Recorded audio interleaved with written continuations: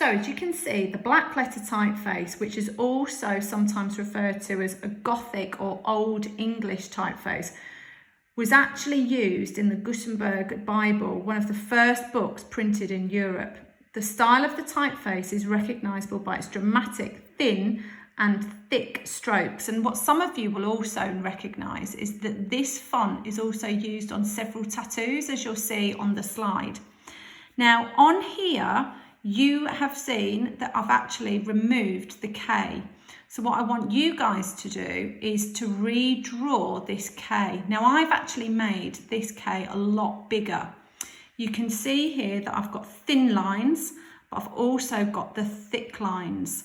So the thin lines, now I've drawn it, because I've made it that little bit bigger to actually emphasize that dramatic area, the dramatic feel of the lettering. What I want you to do is to then shade this in.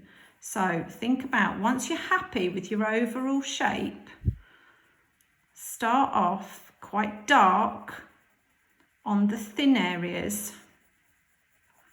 and then the thicker areas, you need to show that those areas where the light is shining on it to make it look three-dimensional.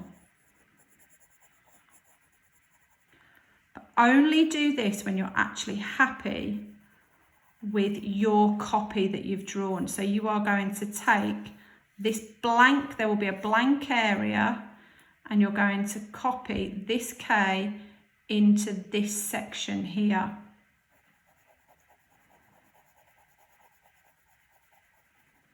So again, this part you will press down quite hard.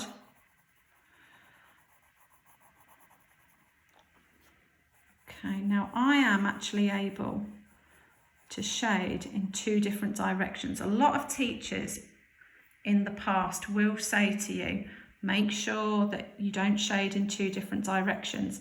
That's fine, and that is correct. However, it is actually, if you keep your lines really close to one another, you can actually shade in different directions.